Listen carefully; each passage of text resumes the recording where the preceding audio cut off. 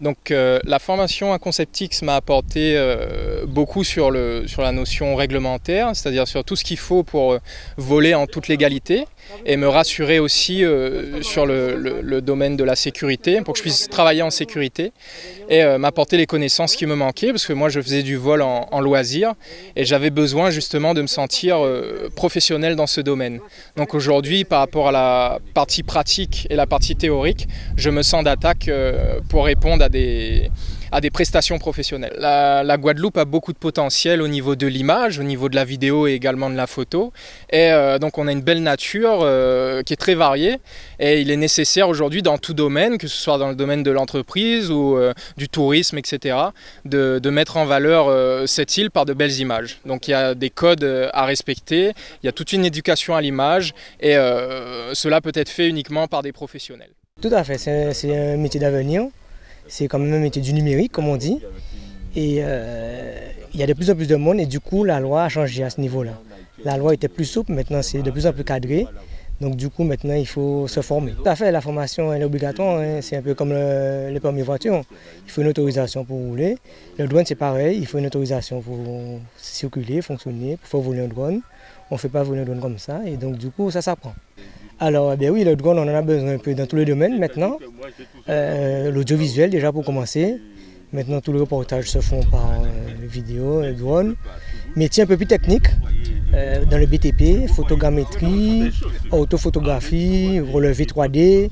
Donc, effectivement, le drone a plusieurs flèches à son arc. Donc c'est utilisé dans divers domaines. Donc il faut savoir qu'il y a de plus en plus de drones sur le marché et les drones sont de plus en plus faciles à piloter. Donc du coup on a une recrudescence d'achat de drones et de drones qui volent, mais qui volent, je dirais certains sans autorisation. Et des fois on voit du tout et n'importe quoi, notamment sur les distances, puisque les drones sont tellement performants. Ici, à ConceptX, on a voulu que les pilotes de drones aient une bonne formation. Ici, la formation est assurée par Benoît. Et comme c'était sa première séance de formation, donc en étant ancien formateur à ConceptX, j'ai voulu évaluer justement ces stagiaires. Et c'était le jour aujourd'hui de l'évaluation. Et à partir de cette évaluation, on pourra leur donner une attestation de pratique pour le drone, en plus de l'examen théorique qu'ils devront passer. L'évaluation se fait en les faisant faire différents exercices qui représentent, je dirais, les vols qu'ils auront à faire en temps normal. Donc vous avez vu, il y avait la diagonale, il y avait donc à tourner autour d'un axe, point d'intérêt, le travelling suivi d'une personne.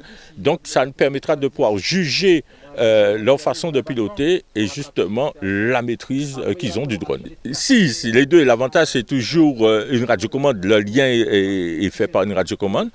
Le drone a facilité, je peux vous dire sincèrement que le drone a facilité le vol et prise de vue aérienne parce qu'au départ, j'avais installé un appareil photo sous un hélicoptère et l'hélicoptère on n'avait pas de GPS, donc tout se faisait au pilotage, au nez comme on dit, il fallait sentir le vent, il fallait résister au vent.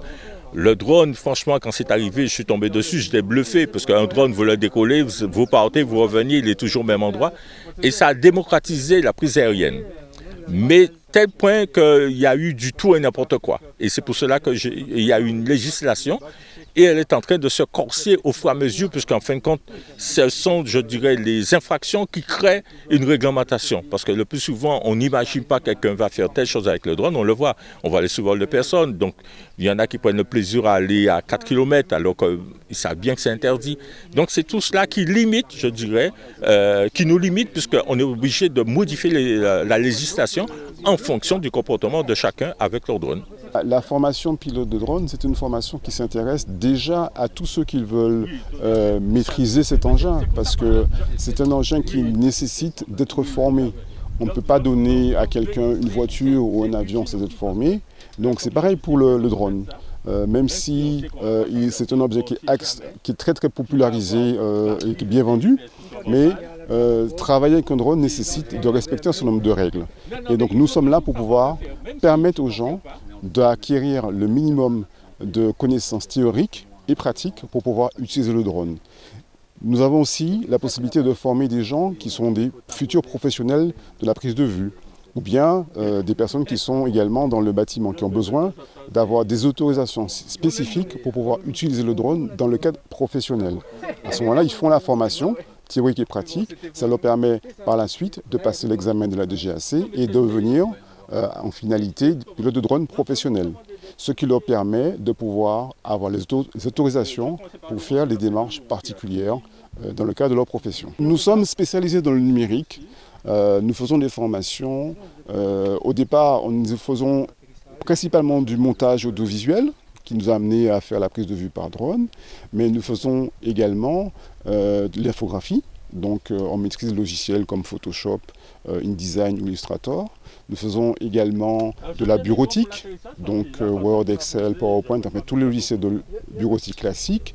Nous travaillons également avec des logiciels pour faire de la 2D et la 3D, des logiciels comme AutoCAD et Archicad, qui sont des logiciels métiers utilisés par les gens dans le bâtiment, les architectes, les géomètres, les bureaux d'études, même des cuisinistes. D'accord ? Et nous travaillons également à la communication sur les réseaux sociaux. Nous formons les gens, alors ce n'est pas forcément le community manager, mais ça permet aux gens d'avoir les bases pour pouvoir, à partir d'un projet qu'ils ont sur le numérique, de pouvoir mieux maîtriser les réseaux sociaux comme Facebook, Instagram ou Twitter et développer une stratégie de communication adaptée à leur projet sur les réseaux sociaux.